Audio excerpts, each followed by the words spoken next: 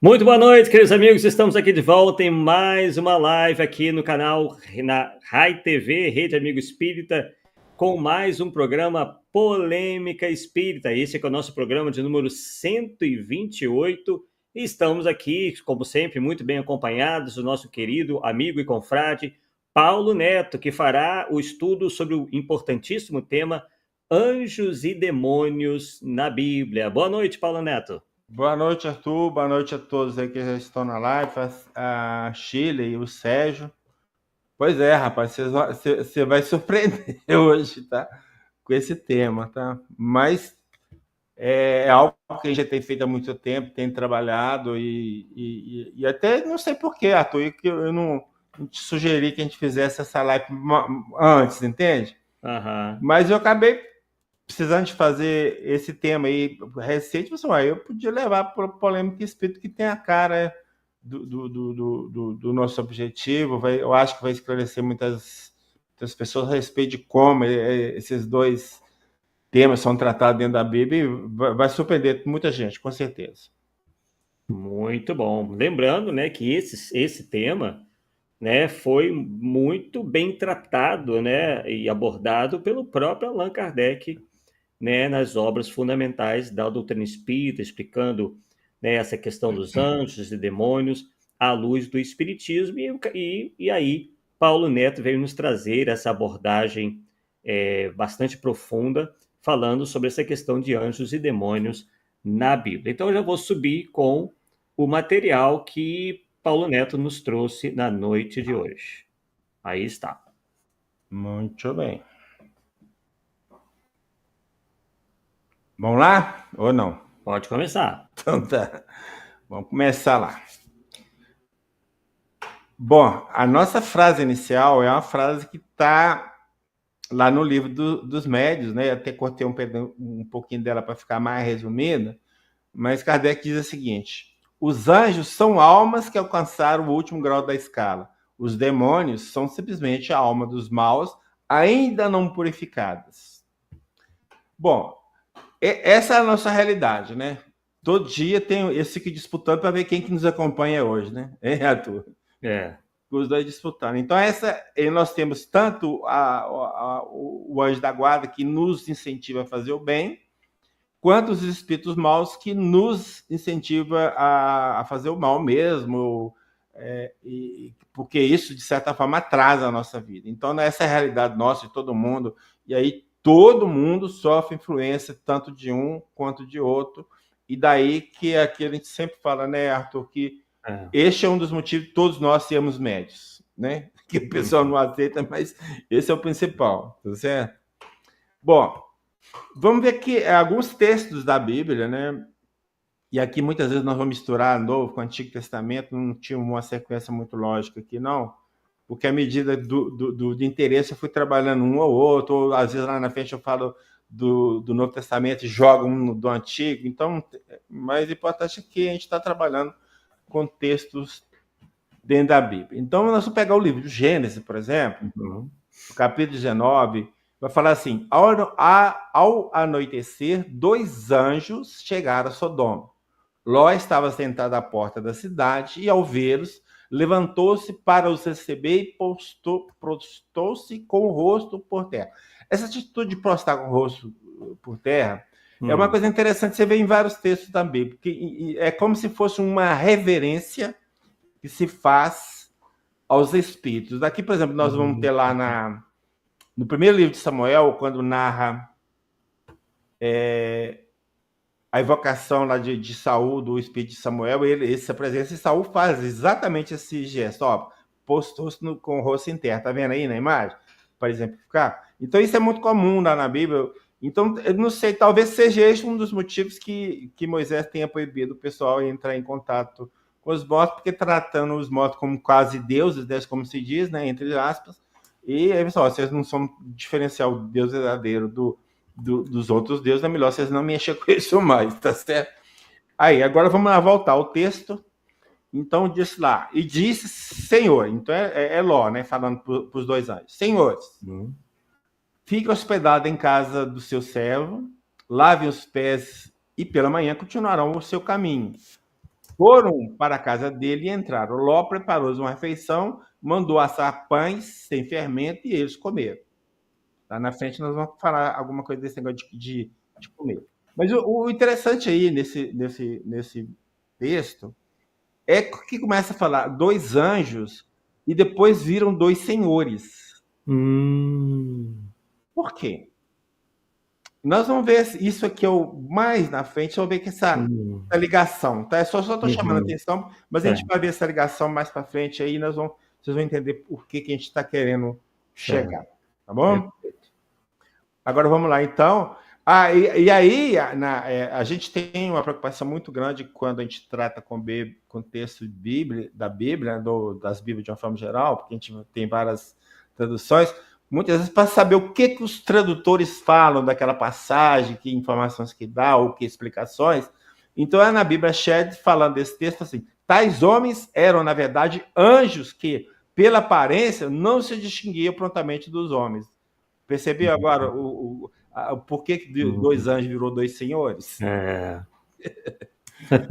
É interessante. Aí vem lá em Êxodo. O anjo do Senhor apareceu-lhe numa chama entre as sarças. Isso apareceu para Moisés, né? Mas o anjo do Senhor, será que Deus aparece para nós, Arthur? Será que nós estamos tão assim, com essa bola toda para Deus aparecer para a gente? E se a gente, em vez de colocar o anjo do Senhor, a gente mudar para um anjo do Senhor, será que não fica mais condizente com a realidade? Muito mais. Deu para entender? Então, um anjo do Senhor é um entre bilhares ou bilhões, sei lá, em termos de quantidade, mas é um, mas não é o próprio Deus. Quando, na primeira versão, dá a ideia como se o próprio Deus estivesse manifestando aos homens. Tem a menor possibilidade. Sim. Com certeza. Né? Bom, aí, a hora você vê, eu falei que nós ia ficar entre o Novo e o Velho Testamento. Nós vamos avançar lá no Novo Testamento. Nós estamos falando passagem do Velho. Vamos avançar lá no Novo, para pegar uma passagem em Atos, no capítulo 7. Que vai falar desse episódio de Moisés, tá? Justamente desse episódio. Passados 40 anos, apareceu-lhe então a Moisés, né, um anjo no deserto do Monte Sinai. Percebe que aqui ele já está usando a expressão anjo? Mas lá no texto do Antigo Testamento, em Êxodo, está falando o anjo. Então, essa ideia que eu estou querendo mostrar aqui, um anjo, é uma diferença muito grande. Porque quando eu digo um anjo, não é o Deus que está aparecendo. Quando eu digo o anjo, aí dá a impressão que é Deus que está aparecendo. Entende? Essa é a diferença fundamental nisso aí. Bom. E aí, no livro de Juízo, está lá. Havia um homem chamado Manoá, cuja mulher era estéril e não tinha filhos. Apareceu o anjo do Senhor. Olha aí, ó, a ideia de Deus de novo, né? Agora vamos. E esta mulher, ele disse: eis que és estéril. Então ele disse para a mulher, né? Sei que és estéril e nunca tivesse, porém conceberás e dará à luz um filho. Então esse anjo promete a mulher de Manoá que ela, mesmo estéril, vai ter um filho. Agora vamos ver, ela vai contar isso para o marido. Tá certo? E aí o que ela faz? Então a mulher foi a seu marido e disse: um homem de Deus. Opa! Um homem de Deus? Mas não falou anjo do Senhor? Então essa é a confusão que a gente percebe nos textos da Bíblia. Ou seja, na verdade, toda vez que tiver anjo, o anjo, na verdade, é um ser humano desencarnado. Sim. Ou seja, é um espírito humano. Apareceu um espírito do Senhor, um espírito do Senhor. Deu para entender? Aí o texto fica tranquilo, né? Então isso a gente percebe ao longo olha aqui, ó. Sua aparência era semelhante à de um anjo de Deus. O homem tinha a aparência do anjo. Olha, se o homem tem a aparência do anjo, porque o anjo nada mais é do que um ser humano desencarnado. Aí tá a prova. Tá certo? Mas vamos lá. Aqui nós temos um livro de Tobias. Esse livro de Tobias tem um relato muito interessante, que Tobias queria ir para uma cidade lá na Média e resolveu procurar um guia para levá-lo, porque não sabia o caminho para ir, né? E ele saiu procurando lá quem podia ajudar e tal, até que ele encontrou o anjo Rafael parado. Mas ele, Tobias, né, não sabia que era um anjo de Deus. Eu observei. Ele encontrou Rafael, mas não sabia que Rafael era um anjo. Mais uma vez, ele encontrou um ser espiritual com a aparência de um homem. Então, se um ser espiritual tem a aparência de homem, é um espírito humano desencarnado, certo? Uhum. Aí ele perguntou-lhe, aí o Tobias vai perguntar para o Rafael, que é um anjo. Uhum. De onde és, bom homem? Ó, bom homem, tá certo? Ele respondeu, sou israelita, teu patriota. Meu Deus, o cara tá falando, o anjo tá falando, não, eu sou igual a você, cara, então por quê? É um ser humano desencarnado, fica claro aí? Eu acho que sim, né? Sim. Vinha à procura de trabalho. Tobias lhe perguntou, sabes para onde se vai a média? Rafael lhe disse, sim. Olha agora o que ele vai falar. Estive lá muitas vezes e conheço muito bem todos os caminhos. Fui à média com frequência, parando na casa de Gabael, o nosso compatriota, que vive em Rages, na média. Continua o texto. Rages fica 2 dias inteiros de viagem. Então Tobias lhe disse, espere-me aqui, bom homem, ó, de novo, né? O anjo é chamado de bom homem. Enquanto vou dizer lá meu pai. Então ele entra lá, fala com o pai dele, que chama Tobit, e aí o pai pede para chamar a pessoa que ele encontrou que ia levá-lo à média, ok? Aí então ele sai lá fora e chama. Bom homem, de novo, ó, meu pai está te chamando. Quando entrou Tobit é o pai de Tobias, lhe perguntou, amigo, de que família e de que tribo és? Rafael, que é o anjo, respondeu, sou Azarias, não sei por que mudou o nome, filho do ilustre Ananias, teu compatriota. Meu amigo, está aqui a prova de que o anjo é um espírito humano. Mais claro do que isso, não tem jeito. Deu para entender? E não uma entidade não, à parte da parte criação. da criação, né? Exatamente, essa que é a ideia. Tá certo? Perfeito. Bom, e antes de desaparecer, o anjo Rafael confessa. Aqui vai ter o negócio da comida, que eu falei que depois a gente ia falar. Lá atrás eu falei que a gente ia falar. Então, o anjo fala, eu sou Rafael, um dos 7 anjos que estão a serviço de Deus e têm acesso junto ao Senhor da glória. Os 2 homens se assustaram e temerosos caíram com o rosto por terra. Percebeu agora de novo? Rosto por terra? Toda vez que viam um ser espiritual, rosto por terra. Rafael lhes disse, não tem mais, minha presença foi... Aí tive que acrescentar a palavra pela aí só para dar, né, para dar sentido, pela vontade de Deus. Embora me visse comer, eu não comia, era pura aparência. Entendeu? O anjo desapareceu quando se puseram de pé e não viram mais. Ponto, é isso aí. Então, quando eles pensavam que está comendo, não estava comendo, era só aparência. Mas está aí, claramente, pelo menos para mim, fica claro que o anjo nada mais até só esses pouquinhos de texto nós lemos, lá na frente vai ficar mais claro ainda, que o anjo é um espírito humano desencarnado. Você acha, Paulo, te surgiu a ideia de que nesse caso aí tivéssemos tido o fenômeno do agênere? Sim, com certeza. Aqui sim. Ele deve ter ficado mais ou menos, eu não sei, agora eu não lembro os detalhes, mas ele ficou mais de 30 dias viajando com Tobias lá, para levar no lugar que queria. Então ele ficou aqui algum tempo, tá? Na Terra. E é nessa condição de agênere mesmo, com certeza. E aí eu achei interessante. Na Bíblia nós encontramos 3 nomes de anjo. Gabriel, que é citado no livro de Daniel 2 vezes, e em Lucas 2 vezes. Rafael, que é citado no livro de Tobias, que nós vimos. E Miguel, que é citado no livro de Daniel 2 vezes, no livro de Judas 1 vez, e em Apocalipse 1 vez. O que eu achei mais interessante nisso, Arthur, sabe o que é? Gabriel, Rafael, Miguel são nomes que nós colocamos nos nossos filhos, cara. Sim, sim.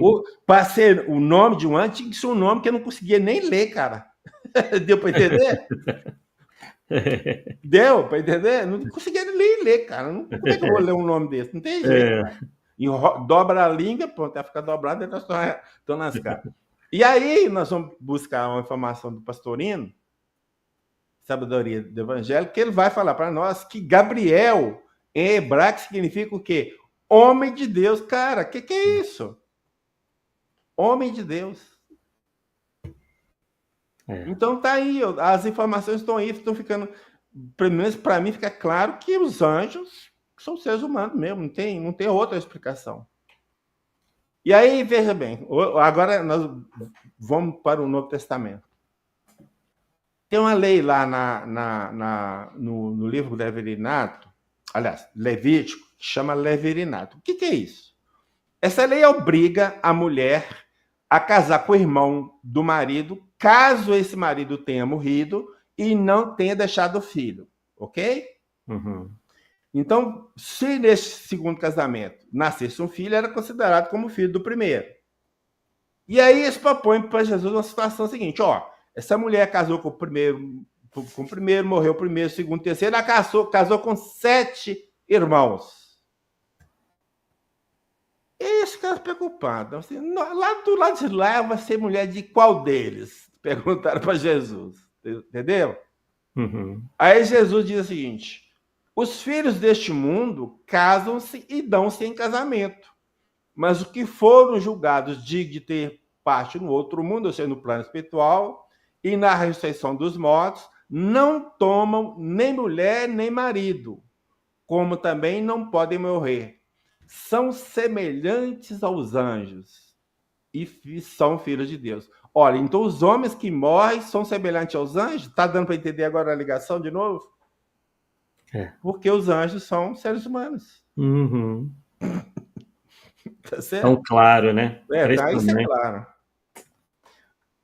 E aqui tem uma situação muito interessante, isso é de doutrina, né? Que nossa, vamos dizer assim, a nossa evolução, ela fica estampada, entre aspas, né? Na nossa aura, né? Então, a nossa aura tem luminosidade e que, de acordo com a intensidade dessa luz, eles podem identificar se nós somos espíritos evoluídos ou não evoluídos. Ficou claro?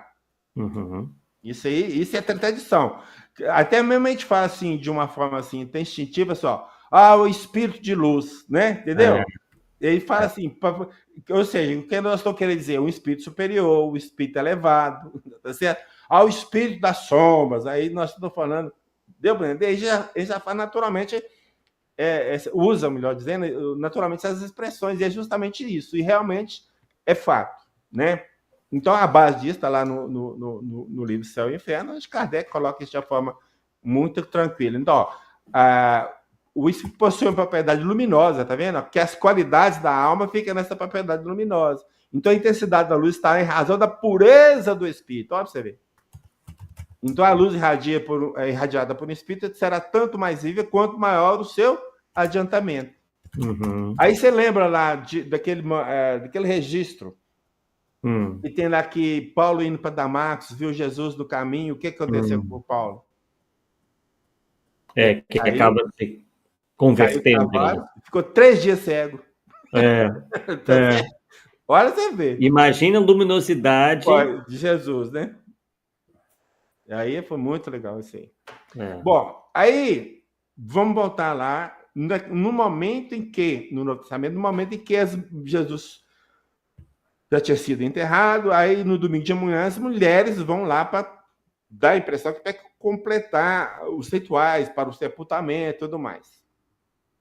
Então, Mateus, no capítulo 28, vai falar que as mulheres viram lá um anjo do Senhor que desceu dos céus, seu aspecto era como relâmpago e sua veste alva como a neve.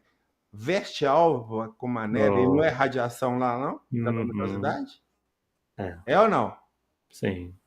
Agora, só que interessante, cara, quando o Marcos vai narrar esse mesmo fato, ele não vai falar em anjo, ele vai falar um jovem, e aí, como é que fica? Eles viram um anjo ou um jovem?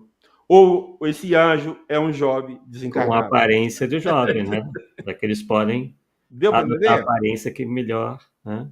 Agora, quando você pega Lucas e João, eles só vão variar só a quantidade, que já passaram 2 varões e 2 anjos, mas a descrição é a mesma: vestes É, resplandecentes, vestido de isso é que branco, importa. esquecendo o problema da quantidade, o resto tá batendo, cara.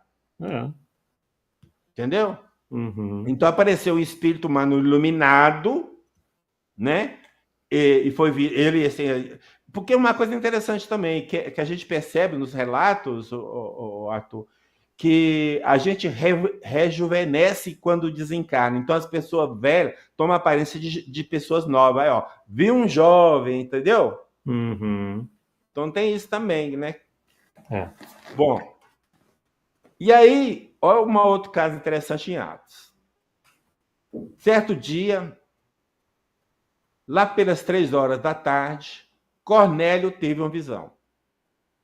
Cornélio viu claramente que um anjo de Deus vinha a seu encontro, chamando Cornélio, ok? Aham. Um pouco mais à frente ainda, em Atos 10, um pouquinho mais à frente, quem vai contar essa ocorrência é o próprio Cornélio. Sim. Tá certo? Agora vamos ver como é que ele conta. Eu estava na casa recitando a oração das 3 horas da tarde. Fechou com 3 horas lá? Uhum. Sim. Quando se apresentou diante de mim um homem. Olha lá. Com vestes resplandecentes. Deu para entender agora? A ligação de anjo com homem aqui é claríssima. Não tem como nem Muito discutir. claro. É. E o veste resplandecente significa que é um espírito humano iluminado, de certa É. evolução. Fecha tudo com o que nós estamos. É. Entendeu? O perispírito é a veste do Do espírito. espírito. Na verdade, a gente não enxerga o espírito, vamos dizer assim. A Exatamente. gente enxerga o perispírito, né? Enxerga a veste. A veste, entendeu? Só que a É, gente acaba confundindo, né? Mas, é, na verdade, a gente vê o perispírito, é. né? E aí, agora, aqui sim que vai ficar muito claro. Então, o que aconteceu? O Herodes mandou matar a espada de Tiago, irmão de João. Vendo que isso agradava aos judeus, decidiu prender também Pedro. Ou seja, matou Tiago, o povo gostou, eu vou matar Pedro também. Deu para entender? Uhum. E prendeu Pedro. Colocou-o na prisão. Aí segue o texto, que ele chega num certo ponto, fala assim, de repente apareceu o anjo do Senhor, tinha que ser um, né? Uhum. Aqui, ó, e a cela ficou toda iluminada. Deu para sentir agora o que nós estamos falando? Um Sim. espírito iluminado, espírito puro, de muita luz, né? O anjo tocou o ombro de Pedro, o acordou e lhe disse, epa, tenho mais um erro aqui que eu errado. Levanta-se depressa, as correntes caíram da mão de Pedro e o anjo lhe disse, põe a capa e venha comigo. Pedro, então, refletiu e foi para a casa de Maria. Então, Pedro saiu da prisão, foi para a casa de Maria, mãe de João. Por que foi para lá? Porque tinha muitas pessoas reunidas lá para rezar. Então, ele chega na casa de Maria e bate a porta. E a empregada chamada Rosa vai abrir. Então, o que aconteceu? A empregada reconheceu a voz de Pedro. Então, Pedro está do lado de fora, batendo. Uhum. Então, ela, dentro de casa, reconheceu que a voz, pela voz, era o Pedro. Só que, em vez dela abrir a porta para Pedro entrar, ela correu para dentro e falou com o pessoal: ó, o Pedro está ali fora batendo. Tá certo? Aí o pessoal fala: só se você está ficando louca. Quer dizer, por que eles estão falando isso? Porque já imaginava o Pedro morto. Herodes não perdeu o Tiago e matou? Sim. Então, a ideia deles, ó, prendeu Pedro e matou também. Então, se você tá louca, cara, o Pedro ali fora, ele tá morto. Mas ela insistia. Agora, olha o texto agora. Eles disseram, então deve ser o anjo dele. O anjo dele, Arthur, o que Olha é aí. isso? Você fala assim, deve ser o espírito dele, óbvio, você vê se não é a mesma Só coisa. troca o nome, é a mesma coisa. É impressionante, cara. Deu certo? Aí Agora, eu não sei qual malabarismo que esses nossos irmãos cristãos, né, que se dizem cristãos, fazem para explicar algo tão claro aí. Pois é, mas eles não tem esse viés de estudo É, nesse foco, né? Esse é o é, ponto. Não foca. Quando você não tem esse foco, você não enxerga nada, não cara. Não enxerga adianta. nada. Não enxerga nada. É. Com certeza. E como essas coisas de Bíblia surgiu quando o pessoal queria me converter para Jesus, aí eu tive, Sim. entendeu, né? Agora vamos no livro de Hebreus. Esse livro de Hebreus era tido como de Paulo, hoje ninguém sabe de quem é, quer dizer, os críticos aí, os estudiosos, não sabem, inclusive tem Bíblia que fala isso mesmo, não sabe quem é. Provavelmente, você joga no provavelmente, que seja um discípulo de Paulo, mas de Paulo não é, isso tem certeza. Uhum. Pelo modo de falar, pelas expressões que usa, então eles fizeram essa análise, ó, isso aqui não é de Paulo nem morto, tá certo? Então lá.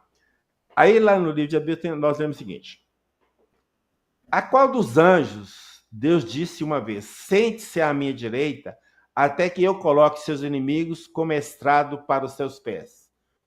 Não são todos, ou seja, os anjos, não são todos eles espíritos, ó, Olha aí. encarregados para um serviço? Está afirmando aqui, cara, que os anjos são espíritos. É. E aí, lá na frente, um pouquinho em Hebreus ainda, ó, esse aqui foi fantástico, cara, ó. Não vos esqueçais da hospitalidade. Uhum. Porque por ela, alguns, sem o saber, hospedam anjos. Por que sem saber? Porque os anjos têm aparência humana, ele não vai saber se é anjo, se é ser humano, e se é desencarnado. E, mano, deu para entender? Tá aí. Meu Deus. Eu fiquei impressionado, viu, Arthur, com isso aí. Tá certo? Aí, em Apocalipse. Esse livro hoje, Arthur, o pessoal, os críticos, os estudiosos, já não atribuem a João Evangelista. Uhum. Eles acham que é um João chamado Velho, mas também não sabem identificar quem é esse João, de onde vem, de onde vai. Mas de João Evangelista já não se aceita mais. Tá? Bom, mas lá está escrito assim: eu, João, fui ouvinte e testemunho ocular dessas coisas. Tendo-as visto e ouvido, ajoelhei-me para adorar o anjo, mas ele não deixou. Então eu disse: não faça isso. Agora vamos ver. Eu deixei de propósito, cortei de propósito, só para dar suspense no que o anjo vai falar para João. Eu sou servo como você, como seus irmãos, os profetas, e como aqueles que observam as palavras deste livro. Então, o que ele está falando? Eu sou um homem igual você, cara, porque eu sou só desencarnado, só isso. É ou não é? Se identifica como pessoa humana. Tá aí, não tem. Não é um ser especial, criado por Deus lá, não sei, na gente, entendeu? Eu servo como você, cara, como seus irmãos, ó. Mais claro que isso. Muito claro. E aí, aí nós voltamos lá no Antigo Testamento, tem um livro de Samuel, segundo livro, que são 2 livros. Assim, tomou a ira do Senhor, tornou, né, melhor dizendo, tornou a ira do Senhor a acender-se contra os israelitas. Então é o povo de Israel, né, a todos. Incitou a Davi contra ele, dizendo: vai, levanta o censo de Israel e de Judá. Levantar o censo é contar as pessoas. Mas quem que incitou a Davi a fazer o censo foi o Senhor, não é mesmo? Sim. Agora vamos ver essa história aqui direito. Então, nesse livro, analisando as traduções bíblicas, o autor Severino Celestino vai fazer uma observação muito interessante. Então, ele vai dizer assim, que esse livro de Samuel que nós lemos foi escrito antes da influência persa, no ano de 622 a.C. Aí ele propõe, agora veja essa mesma passagem, então aquela passagem de Samuel, nós vamos ver ela de novo, mas só que vai estar no primeiro livro de Crônicas, ficou claro? A mesma passagem. Que foi escrito no começo do ano 300 a.C., então 322 anos depois, ok? Portanto, já sob a influência do zoroastrismo persa. Então nós temos um texto antigo, depois tem um texto o mesmo texto foi escrito de novo, depois que passou pela influência persa. Ficou claro? Ou seja, 300 anos depois, ok? Agora vamos ver como está escrito lá no livro de Crônicas. Eu deixei o outro só para a gente fazer a comparação, né? Então, Satanás, ou Satã, dependendo da tradução, se levantou contra Israel e incitou a Davi a levantar o censo de Israel. Olha, cara, que é isso?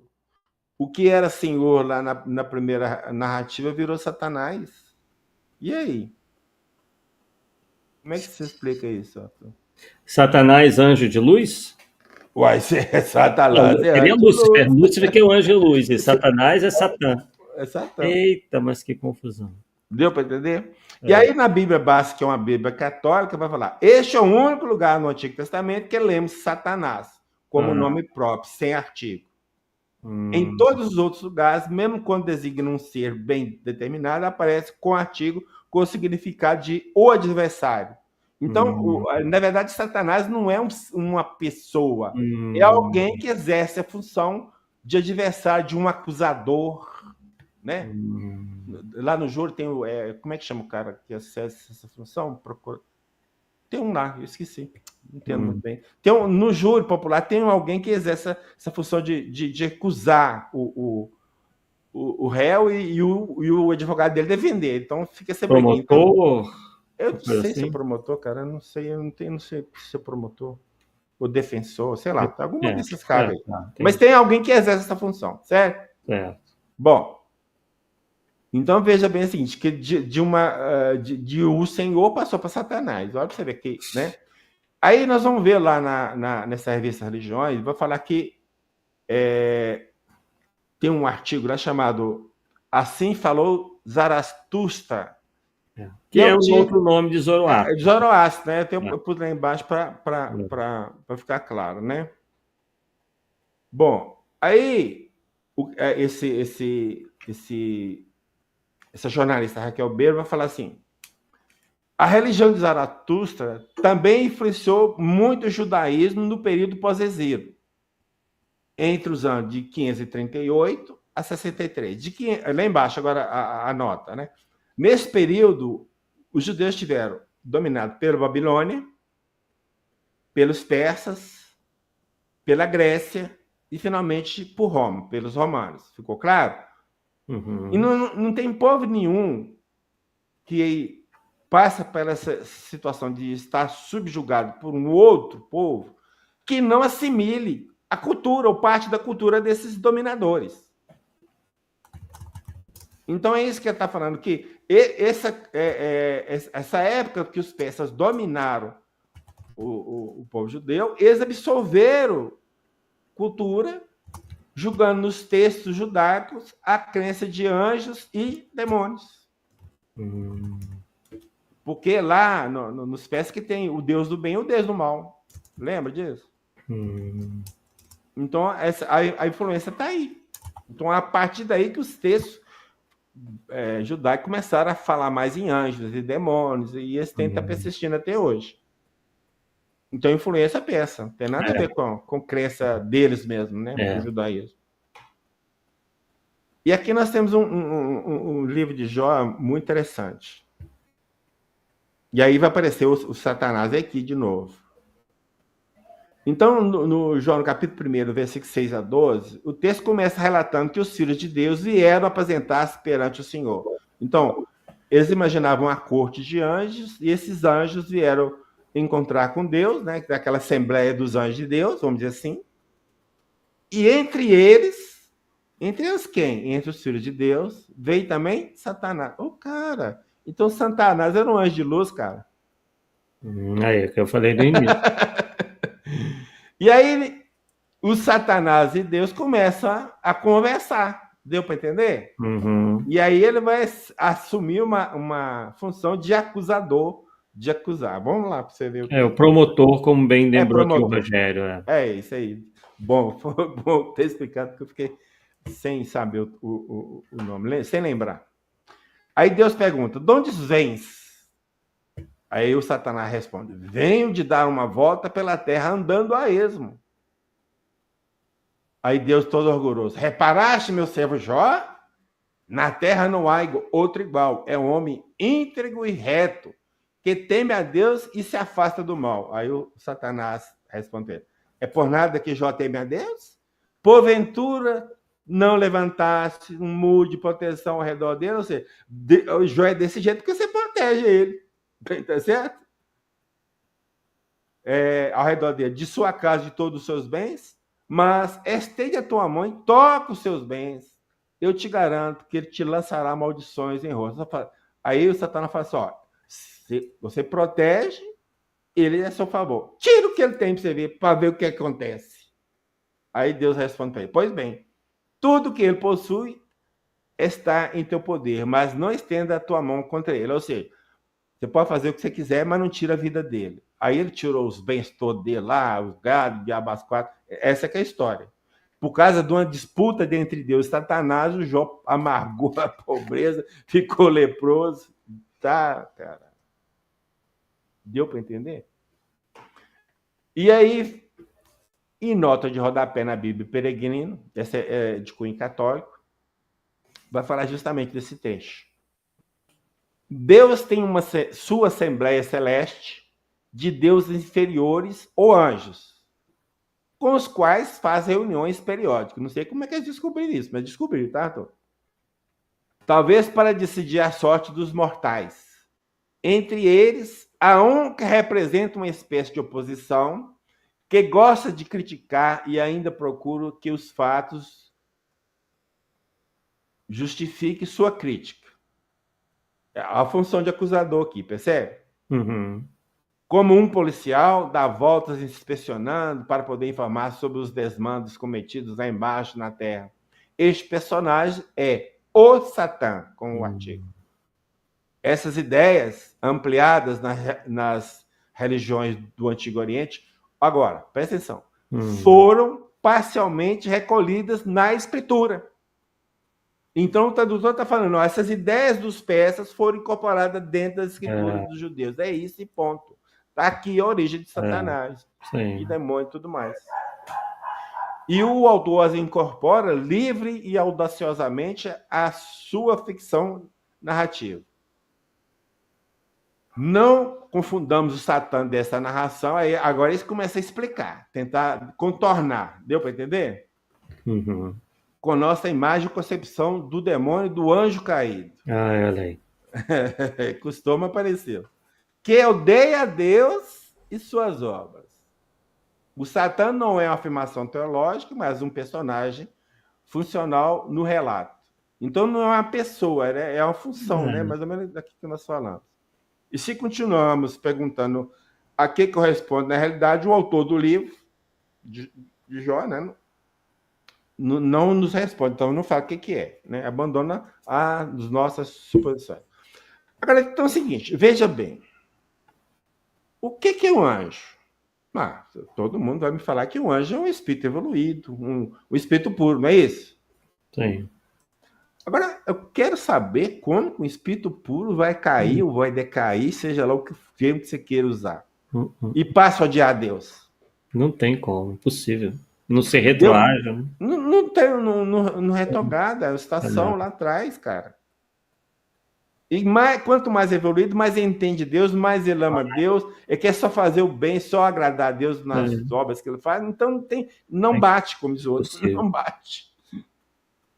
Tá certo? É igual uma árvore que volta a ser semente. Exatamente, bem colocado. É mais basicamente por aí. Esse aqui eu já mostrei numa outra situação, mas só para a gente ver como uma coisa interessante. No Novo Testamento, então Jesus sai está lá desembarcando na região dos Gerasenos, e ao que chega lá, aparece a Jesus um homem possuído por demônios. Esse homem não se vestia nem morava em casa, mas nos túmulos. Agora você imagina, o cara numa possessão brava, não morava em casa, fica lá morando no cemitério.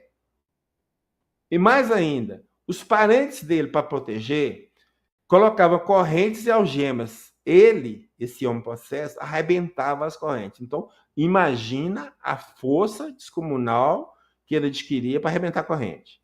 E que esse, na verdade, não era esse, eram vários, por isso que deram o nome de legião, que estavam influenciando o homem.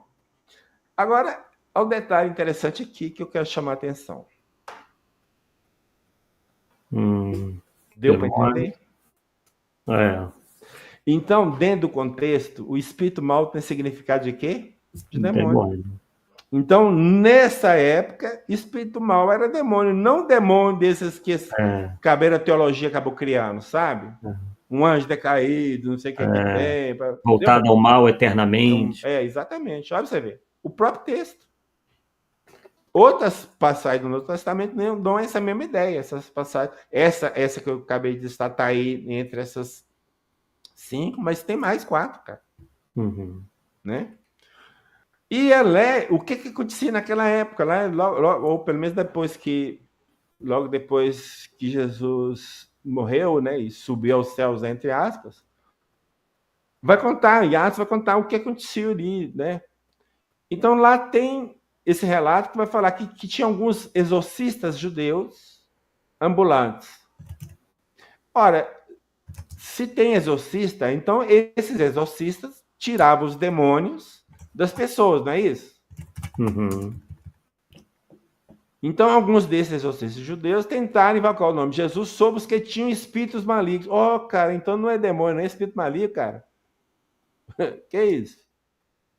Dizendo, esconjuro-vos por Jesus a quem Paulo prega. Esses judeus eram os 7 filhos de Seva. Respondendo, porém, o espírito maligno disse, a Jesus eu conheço. Paulo eu sei quem é, mas quem sois vós? Então o homem no qual estava o espírito maligno, saltando sobre eles, apoderou-se de 2 e prevaleceu contra eles, de modo que nus e feridos surgiram daquela casa. Deu para entender, cara? Então aqui nós temos um relato claro e objetivo. Muito claro. Os espíritos malignos, os espíritos maus, não são demônios, entravam nas pessoas, vamos dizer assim, né, no linguajar bem popular, e influenciava essas pessoas. Está aqui o relato. Tinha até pessoas que tiravam os demônios, os espíritos malignos das pessoas, usando o tempo que está lá no próprio Novo Testamento, né? E aí nós vamos buscar de Champlin e Bentz, na Enciclopédia de Bíblia, Teologia e Filosofia, no volume 5, a expressão possessão demoníaca. O que se deve entender por a expressão possessão demoníaca? Então ele vai falar que José ele está referindo aqui ao historiador hebreu que viveu de 37 a 103 depois de Cristo, né? Que escreveu um livro. Hoje esse livro ele escreveu vários livros ou vários relatos, sei lá, e acabou transformando-se num livro. Hoje esse livro chama História dos Hebreus, está aí disponível para quem quiser.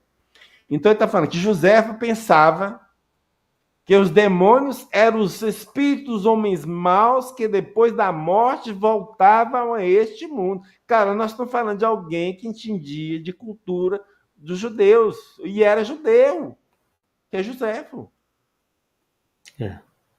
E que essa ideia era comum entre os antigos, incluindo os gregos. Não era só os judeus que pensavam, não. É comum na região, nos povos mais antigos, incluindo os gregos. E mais ainda, os autores dizem que os pais da igreja, quem que são esses pais da igreja? São aqueles teólogos lá do princípio do cristianismo que criaram toda essa teologia católica. Sim. Ele vai citar Justino e Atenágoras, que acreditava que os homens maus, os demônios eram espíritos de homens maus. Agora vamos ver quando muda, né, dentro da igreja essa ideia. Então lá, Tertuliano foi o primeiro a mudar de ideia na igreja, quando fala da igreja, é a igreja católica, aceitando que os demônios são anjos caídos e não espíritos humanos. Cara, um cara lá atrás muda de concepção e todo mundo passa a acreditar nele? Que é isso? Sem base nenhuma.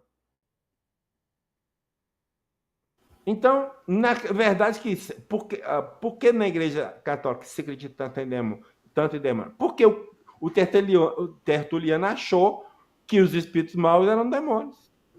Não era espírito humano. E aí, como é que fica? Complicado, não? E esse Flávio José, ele também, nesse livro História dos Hebreus, ele vai falar de uma planta chamada bara. Eu até procurei na internet para ver se tinha uma imagem dessa planta, mas não achei nada, cara. Não achei nada, referência nenhuma dessa planta. Nada. Bara. É um nome até estranho, mas... Vamos lá, o que é? Então essa planta, tem uma virtude que faz não se temer expor a qualquer perigo para apanhá-la. Isto é, os demônios ou as almas dos homens maus que entram no corpo dos homens vivos e que os matariam se não lhes impedisse, abandonando-nos imediatamente quando eles se aproximam dessa planta. Ou seja, você tem um cara possesso, você arrumava essa planta, aproximava essa planta do possesso, os demônios partiam em retirada. Ficou claro? Eu achei essa planta num site americano de botânica. Ah, depois você manda para mim que eu quero colocar essa imagem Aham, da vou te coisa. passar Pode depois. passar, que é interessante. Aham, tá. Eu não achei mesmo, mas foi ótimo. Porque aí eu Tá. ponho aquele lá na frente depois que falar sobre isso. A gente... Então você entendeu, né, Arthur? É igual aquelas rituais que se recomenda em algumas linhas espirituais. Ah, toma um banho disso, toma um banho daquele, É. né? Entendeu? É a mesma Uhum. coisa, cara. Então, essa planta, né, chamada bala, que tinha essa virtude de afastar os maus espíritos. Então, tá lá, a crença E você assim, falou uma coisa interessante aí que realmente está confirmada aqui, porque é uma planta que ela é encontrada em várias regiões tropicais, incluindo é, a parte oeste da África, a África Ocidental, África Oriental. uhum, Né? muito bem. E aí, né, se espalha aquela ideia, queda do Lúcifer, anjos decaídos, anjos caídos, e vai que vai. Uhum. Isso se perpetua, né, na igreja. Nas igrejas, principalmente nas igrejas cristãs, né? Uhum. Aí eu busquei um catecismo da Igreja Católica, está na internet, tem uma edição típica vaticana, que é a capa que está lá. Então, lá no certo item, no certo tópico, que é a queda dos anjos, no item 391, vai falar assim: a escritura e a tradição da igreja vê neste ser um anjo decaído, chamado Satanás ou Diabo. Segundo o ensinamento da igreja, ele foi primeiro um anjo bom criado por Deus. Quer dizer, ele foi criado um anjo bom, depois decaiu. Deu para entender? Uhum. Então foi eles que se fizeram maus. Tá, então tá. Então o que é um anjo? Um ser puramente espiritual que, segundo a religião católica, foi criado por Deus para ser seu mensageiro e manifestar aos homens a sua vontade. Então Deus cria um ser puro e esse ser puro despurifica, sei lá, né, Arthur? Não sei. Erro de fabricação? O que é isso, Não cara? Não tem lógica, né? faz sentido nenhum. Nenhum. Então vamos lá no dicionário Barça, católico. Anjos. Puros espíritos criados por Deus. Provavelmente no mesmo tempo em que o resto da criação. Então a ideia é essa, que quando Deus criou as coisas, né? Criou o céu, a terra, os animais, as plantas, ele criou os anjos também. Uhum. Então, a ideia é que o anjo foi criado puro, assim, de estalo, né? Como você diz. Não é alguém que passou por evolução e chegou nessa condição de puro, né? Então, a palavra anjo quer dizer mensageiro, mas ordinariamente usa-se essa palavra na Bíblia para designar os puros espíritos que atuam como mensageiros divinos. Assim, Deus envia anjos para anunciar sua vontade, para corrigir, punir, ensinar, repreender, consolar, e cita lá algumas passagens da Bíblia. Alguns anjos rebelaram-se contra Deus, foram expulsos do céu e condenados ao inferno. Deus do céu, Deus do céu. Anjo rebelar, anjo, espírito puro Não tem rebelar. como. Não tem. Mas, vamos lá, né? E aqui eu peguei desse site, Palavra da Salvação, de cunho protestante. Então lá está assim: o que a Bíblia ensina sobre os anjos decaídos, os anjos caídos? Os anjos foram criados perfeitos. A mesma história, tá vendo, né? Tanto no segmento ou no outro. Aí vai citar Ezequiel 28:15. Porém, numa época muito remota, um desses seres espirituais criados, um anjo chamado Lúcifer, da ordem dos querubins, Aí vai citar Ezequiel de novo, mesmo capítulo, tá vendo? Uhum. Foi tomado pela soberba, vai citar Ezequiel de novo. E intentou ser semelhante ao Altíssimo e desejou tomar para si o reino do seu Criador. Aí vai passar a citar Isaías. Deu para entender? Então, ser puro, que queria ser soberbo, falou, não, eu quero ocupar o lugar de Deus. Tipo assim, entendeu? Essa que é a ideia que eles falam. Bom, então vamos lá no Ezequiel. Não citou Ezequiel aqui? Sim. Vamos lá no Ezequiel. Então vamos lá. Então, esse texto foi pegado, eu copiei, melhor dizendo, da Bíblia de Jerusalém. E a Bíblia de Jerusalém, eu acho que quase todas, geralmente dão um título a um segmento, um trecho bíblico, né? Então, esse aqui, por exemplo, Ezequiel de 11 a 19, é a queda do rei de Tiro. Então, vai falar da queda do rei de Tiro. Uai, mas espera aí, então não está falando de anjo, tem nada não, tá? Não foi falar que foi anjo aqui? Ele não usou aqui, ó. Ó, aqui, ó, tudo para ferir anjo. Ó, mas aqui está falando do rei. A palavra de Yahvé me foi dirigida nesses termos. Filho do homem, pronuncia um lamento contra o rei de Tiro. Então, Deus está falando para Ezequiel pronunciar um lamento contra o rei de Tiro. E diz para ele, assim diz o Senhor, Yahvé, tu eras um modelo de perfeição. Quem que era o modelo de perfeição? Era anjo? Não, era o rei de Tiro. Cheio de sabedoria, de uma beleza perfeita. Estavas no Éden, jardim de Deus. Fiz de ti o querubim protetor de asas abertas. Uhum. Estava no Monte Santo de Deus e movias-te por entre pedras de fogo. Desde o dia de tua criação, fosse íntegro em todos os teus caminhos, até o dia em que se achou maldade em ti, em virtude do teu comércio intenso, te encheste de violência e caíste em pecado. Está falando de quem, Arthur? De anjo? Mas não está falando, né, do rei do Tiro? Sim, tá. Então por que eles entraram com essa história de anjo aqui agora? Continuou. Lamenta é só para explicar. Ação de lamentar, lamentação. Fala assim, Deus está magoado com você, entendeu? Mais ou menos nesse sentido. O Ezequiel ia falar com o rei de Tiro, isso aí. Então te lancei do monte de Deus como um profano. Te lancei do monte, quer dizer, caiu. Deu para entender? Uhum. Okay. Ó querubim protetor, dentre as pedras do fogo. O teu coração se exaltou com tua beleza. Pervertestes a tua sabedoria por causa do teu esplendor. Então fica todo... Assim te atirei por terra. Ó, caiu, deu para ideia, tirei por terra, tá lá em cima, tirou por terra. E fiz de ti um espetáculo à vista dos reis. Fiz sair fogo do meio de ti, um fogo que te devorasse. Reuniste a cinza sobre a terra aos olhos de todos que te contemplam. Todos que te conhecem dentre os povos estão apavorados por causa de ti. Um motivo de espanto te tornasse e de deixar de existir para sempre. Esse que é o contexto. Então, no nosso contexto, não está falando de anjo nenhum, e está falando do rei de Tiro, que queria ser o bambambam como de outro. É isso aqui que está aqui. Meu Deus. Nada a ver com o anjo caído. A palavra Lúcifer vem do latim lux, que significa luz, e ferques, que é levantar, portar. Então, Lúcifer seria portador da luz, né? Que você falou, né? Ou ainda a estrela da manhã, o filho da alva.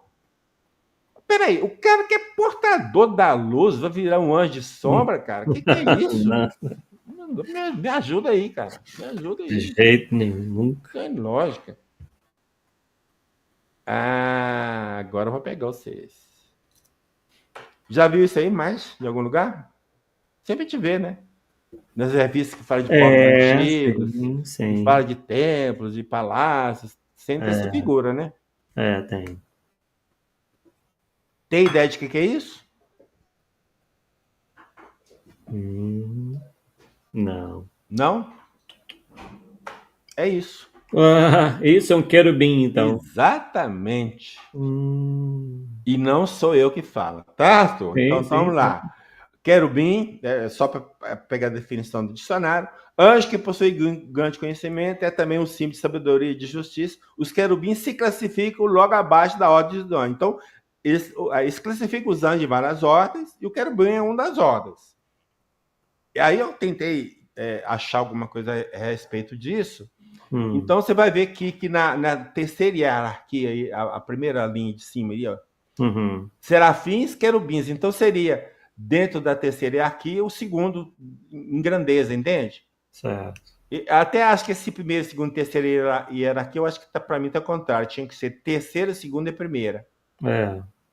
Pela lógica, para mim, é isso, né? Quer dizer, o primeira hierarquia é o que está no topo, não o terceiro. Mas, de qualquer forma, seria lá de segunda, né? Do topo, né? O segundo do topo, ok? Agora, vamos ver.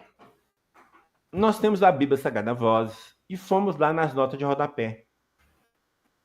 Nas notas de rodapé, os tradutores dizem, ou explicam, querubins são seres da mitologia babilônica, metade homens e metade animais, guarda dos portais de templos e palácios. E cita o quê? Ezequiel, que nós acabamos de citar. Aí vamos lá, mais lá na frente. Os querubins eram seres mistos, representados com o rosto humano, o corpo de leão ou touro, ou outros quadrúpedes com asas, vindo, portanto, a ser uma espécie de esfinge. Vamos voltar lá para ver? Que tal? Parece mesmo. Rosto humano, com asas, corpo de touro ou leão. É isso? É isso que ele escreveu? Sim. Exatamente isso. Mas, mais interessante ainda, que nos Salmos 18, aliás, não é Salmos, né? É Salmo, porque os Salmos é o conjunto. Sim. Esse é o Salmo, então esse tem errado aí. Eu dancei nessa aí.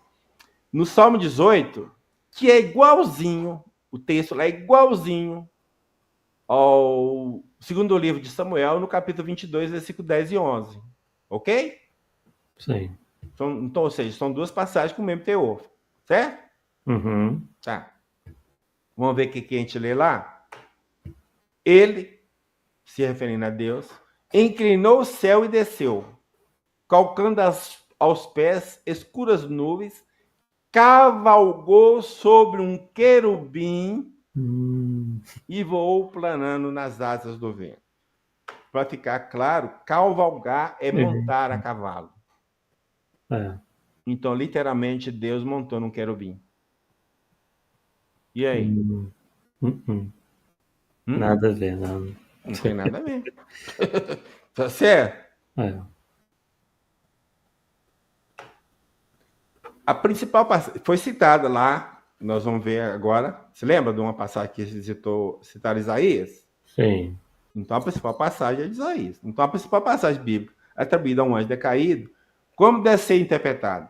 A de Ezequiel é uma, mas a de Isaías é mais citada, tá? São as duas, tá? Mas a de Isaías é mais citada. Então, vamos lá no texto de Isaías. Como caíste do céu, ó estrela da manhã, filho da alva, como foste lançado por terra, tu que debilitavas as nações. Tu dizia no teu coração, eu subirei ao céu, acima das estrelas de Deus, exaltarei o meu nome, o meu trono. Ou seja, vai ficar acima de Deus, né? Entendeu, né? E subirei acima das mais altas nuvens e serei semelhante ao Altíssimo. Que tal, hein? Só que não podemos tirar um relato, ou esse relato, do seu contexto. Pois só assim iremos entender de quem se está falando. Algo fora do contexto serve a qualquer pretexto, não é isso, Arthur? Então vamos ver o início de Isaías 14? Isaías 14, 3 e 4. Nós lemos 12 a 14, tá ok? No dia que Deus vier dar-te descanso a teu trabalho, das tuas angústias e da tua servidão, com que te fizeram servir, então proferirás. Então Deus falando para Isaías, ok? Proferirás este motejo contra o rei da Babilônia, ou de Babilônia, e dirás: como cessou o opressor, como acabou a tirania. E tudo isso aqui cadê? Aqui, ó, Isaías 14 está falando do rei da Babilônia. Ficou claro? Uhum. Então, o texto todo de 14, começando do versículo 3 até o 14, ok? Uhum. Então, está falando de quê? Do rei da Babilônia. Sim. Tem nada a ver com anjo também, de novo, não.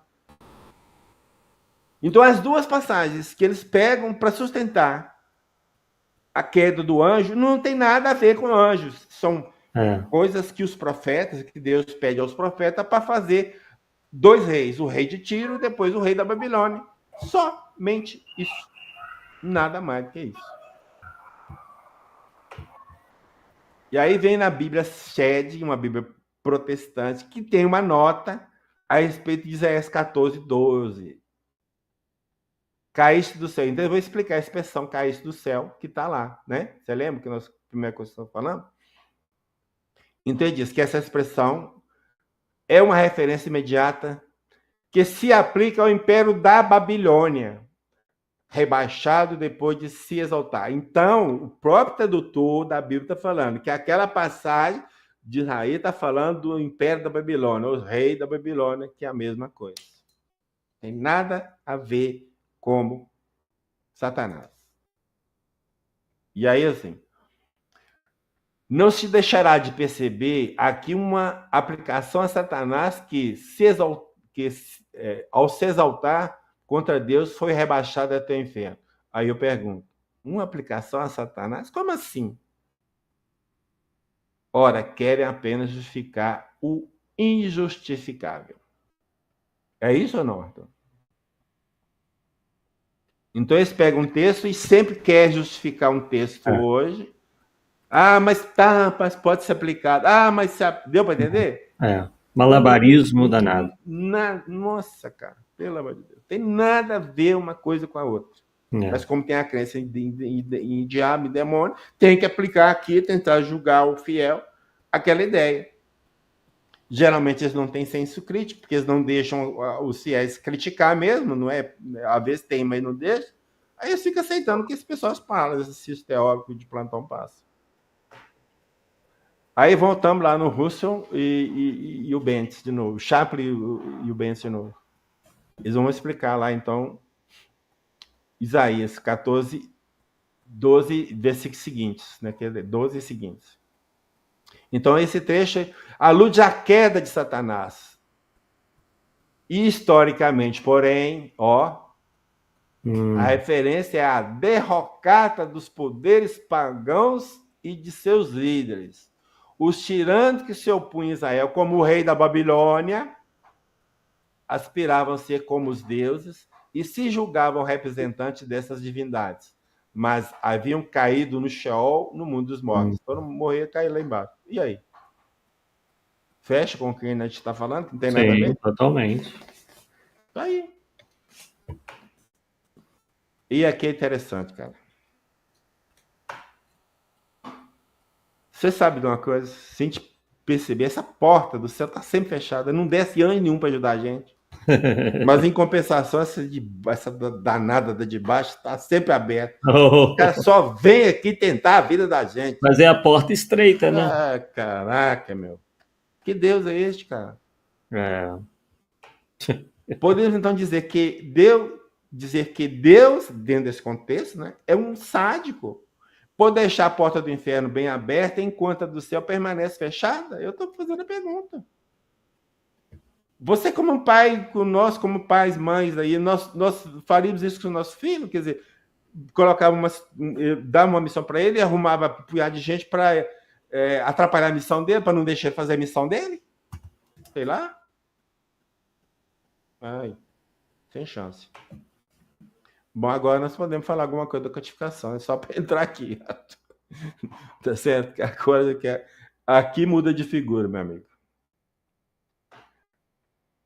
Livro dos Espíritos.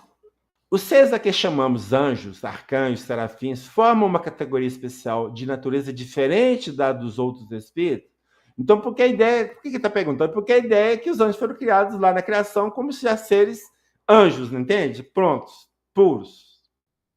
Aí os espíritos dizem, não foram os seres à parte. São os espíritos puros. Ou seja, são igual a vocês que se purificaram, né? Os que se acham no mais alto grau da escala e reúnem todas as perfeições. Então, não são seres à parte, não são seres diferentes, mas são seres que fazem parte da criação e que evoluíram e chegaram naquela condição de ser puros. Simplesmente assim. Então, supõe existir duas classes de espíritos. Os espíritos que seriam, talvez nem melhor seres espíritos, seres espirituais melhor, né? Os seres angélicos e os seres humanos desencarnados. Então, esses seres angelicais ou angélicos foram criados nessa condição. Então, essa é a ideia que domina por aí, né? Aí vem o comentário de Kardec. A palavra anjo desperta geralmente a ideia de perfeição moral. Entretanto, ela se aplica muitas vezes à designação de todos os seres bons e maus que estão fora da humanidade. Disse o anjo bom, o anjo mau, o anjo de luz e o anjo das trevas. Nesse caso, ele é sinônimo de espírito ou gênio. Nós o tomamos aqui na sua melhor acepção, que seja, os gênios dos espíritos bons. E aqui eu juntei a pergunta e a resposta da questão 130 e desse texto, mas literalmente é o que está lá. Talvez eu coloquei uma outra palavra para dar sentido, né, no texto, mas é o que está lá. É errônea a opinião dos que admitem a existência de seres criados perfeitos e superiores a todas as outras criaturas, muito embora essa crença esteja na tradição de quase todos os povos. Devemos entender que o nosso mundo não existe de toda a eternidade, e que, num tempo antes que ele existisse, ou seja, que o nosso mundo existisse, já havia espíritos que tinham atingido o grau supremo, ou seja, existiam espíritos puros. Os homens acreditaram que eles sempre foram assim. Entendeu? Não tem nada a ver. Aí na 131. Não há demônios no sentido que se dá essa palavra, pois se houvessem, eles seriam obra de Deus. E Deus seria justo e bom se tivesse criado seres eternamente voltados ao mal e infelizes para sempre? Se há demônios, é em teu mundo inferior e em outros semelhantes que eles residem.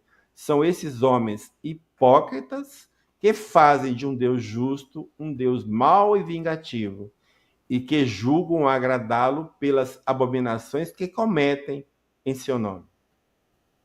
E votados aqui, porque às vezes eu achei estranho, eu achei que era voltados, né? Mas é voltado mesmo, é consagrado. Eu achei estranho essa palavra, porque eu não estou acostumado com ela. Você tem que explicar o que é, porque... Bom, aí Revista Espírita de 1863. Uns os chamam diabos ou demônios. Nós os chamamos simplesmente maus espíritos ou espíritos inferiores.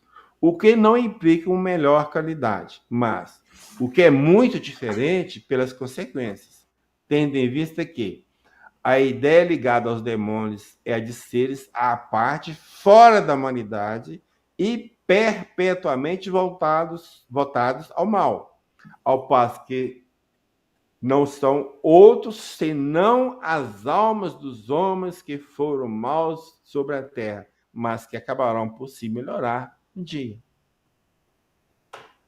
Aí vem comentário de Kardec. A palavra demônio não implica a ideia de espírito mau, senão na sua acepção moderna, pois a palavra grega daimon, da qual se origina, significa gênio e inteligência, e se aplicava aos seres incorpóreos, bons ou maus, indistintamente. Por demônios, segundo a acepção vulgar da palavra, se entendem seres essencialmente malfazejos, seriam como todas as criaturas criadas por Deus. Ora, Deus, que é soberanamente justo e bom, não pode ter criado seres naturalmente predispostos ao mal e condenados para sempre. Se não fossem obra de Deus, existiriam como ele, de toda a eternidade. Ou então haveria muitas potências soberanas, ou seja, potência do bem e potência do mal, né? Deus do bem, Deus do mal, por aí.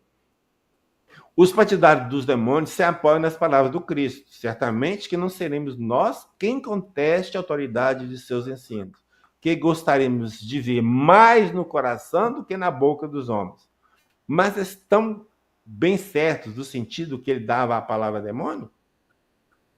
Não é sabido que a forma alegórica é uma das marcas distintivas de sua linguagem? E deve-se tomar ao pé da letra tudo o que o Evangelho contém? Não precisamos de outra prova além do que nos fornece essa passagem. Ele vai citar Mateus.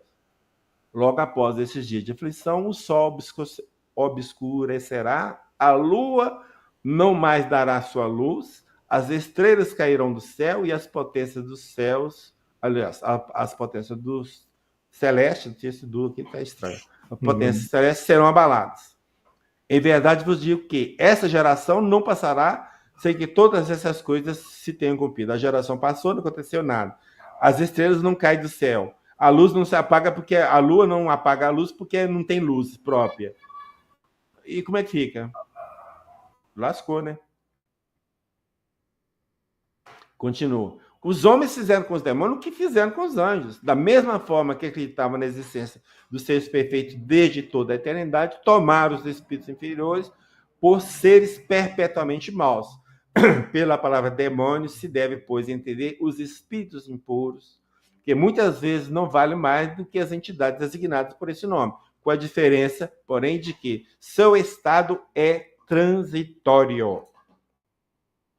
São espíritos imperfeitos que se rebelaram contra as provas, não contra Deus, que devem suportar e que, por isso, as sofrem por mais tempo, mas que também alcançarão a perfeição.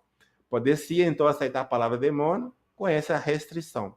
Porém, como a entende atualmente, poderia induzir ao erro, levando à crença na existência de seres especiais criados para o mal. Satanás é, evidentemente, a personificação do mal sob forma alegórica, pois não se poderia admitir um ser mau a lutar de igual para igual com a divindade e cuja única preocupação consistisse em contrariar os seus desígnios. Como o homem precisa de figuras e imagens para impressionar a sua imaginação, pintou os seres incorpóreos sob uma forma material com atributos que lembram suas qualidades ou seus defeitos. Os modernos representaram os anjos, os seres puros, os espíritos puros, com uma figura radiosa de asas brancas, emblema da pureza, e Satanás com chifres, garras e os atributos da bestialidade, emblemas das paixões humanas. O vulgo, que toma as coisas ao pé da letra, viu nesses emblemas individualidades reais, como outrora vira Saturno na alegoria do tempo. Está lá no Livro dos Espíritos, na questão 131.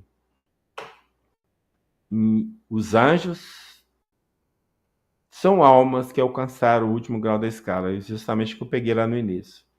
Grau que todos podem atingir. Os demônios são simplesmente as almas dos maus, ainda não purificadas, mas que podem, como as outras, alcançar o mais alto grau da perfeição, e isso parecerá mais conforme à justiça e à bondade de Deus.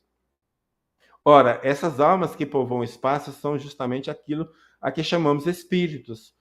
Assim, pois, os espíritos são apenas as almas dos homens despojadas do invólucro corpóreo. Aqui nós temos a escala espírita, então dentro dessa escala, que os espíritos são classificados, são 3 ordens, isso é prefeito didático também, né? E os espíritos puros estão na primeira ordem, né? São os espíritos na primeira ordem. Embora muitos espíritos que se manifestam, que nos ajudam, estão aí na segunda ordem, entre os espíritos superiores, espíritos de sabedoria, os sábios e os benevolentes. Estão aqui para nos ajudar na evolução. Aí vem a Revista Espírita de novo. Depois da morte, a alma do homem de bem será um espírito bom.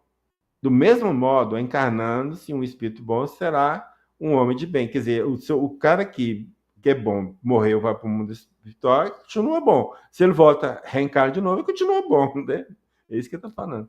Então, pela mesma razão, ao morrer, um espírito perverso dará um espírito perverso no mundo invisível, e um espírito mau ao se encarnar. Não pode transformar-se num homem virtuoso, pelo menos enquanto o espírito não se houver depurado ou experimentado o desejo de melhorar-se. Porque uma vez entrando na vida do progresso, pouco a pouco se despoja dos seus maus instintos, eleva-se gradualmente na hierarquia dos espíritos até atingir a perfeição, acessível a todos, porquanto não pode Deus ter criado seres eternamente voltados ao mal e à infelicidade. Aqui está as fontes que nós pegamos para esse estudo. As imagens. E na verdade, a base disso aqui é esse e-book. Eu fiz uma série de e-books, acho que são 10. A série chama Espiritismo da Bíblia. Então, o tema aqui é Anjos e Demônios. Tem vários outros temas, tá? Nessa série. Tá tudo lá no meu site. É só entrar lá e baixar na categoria e-book lá e baixar, é de graça, né? Use e abuse, tá certo? Então é isso aí, Arthur, que a gente tinha que Beleza, maravilha. Bem, já coloquei aqui todas as mensagens do pessoal, né? Ao longo aí da live. E perfeito, né? Quer dizer, tudo batendo com aquilo que ensina, né, o Espiritismo. Então, muito claro aí que realmente o Espiritismo vem ampliar aquilo que nós já aprendíamos, né, muitos anos, centenas de anos atrás, né, que os homens, obviamente, tinham apenas alguma intuição, por vezes, né, mas os fatos estavam lá, mediúnicos, né, de aparições, de agêneres, né, tudo mais já presente, né, desde aquela época. Maravilha, Paulo. Então, mais alguma consideração? Algum Não, é recado? isso mesmo. É porque a gente... Eu sei que muitas vezes as pessoas ficam assustadas com isso. Sim. Tá certo? Dessa forma. Mas eu, às vezes, quando eu faço essa palestra, eu falo o seguinte, Arthur. Aliás, não falo, eu pergunto. Você sabe até quando existirão os demônios? Até quando existirão? Os demônios? Como assim? Até quando eles se virem de instrumento de dominação? Ah, sim, sim. O Ah, dia que essa o povo... ideia, né? o dia que você ficar Entendi. esclarecido sabendo que eles não existem, pum, vai tudo É aí, não existe verdade. mais, cara. É. Porque enquanto ele for, ele vai estar aí, como se fosse uma chama viva, entende? É. Porque você ameaça os crentes com o demônio, você ameaça os crentes com o inferno, então isso se torna poder, infelizmente. É. Então vai perpetuar. A evolução nossa é que vai fazer a extinção desses seres, né? É verdade. Com certeza, isso não tem dúvida. É verdade. Bem, pessoal, então chegamos ao fim do nosso Polêmica Espírita de número 128. Daqui a 2 quartas-feiras estaremos de volta em mais um Polêmica Espírita. Então não deixe aí de dar o joinha aí, compartilhar com outros confrades espíritas, né? E, enfim, para que nosso programa continue aí sempre presente aqui na RAI TV, Rede Amigo Espírita, no YouTube. Forte abraço a todos e nos vemos aqui a 2 quartas-feiras. Tchau, tchau. Tchau, tchau.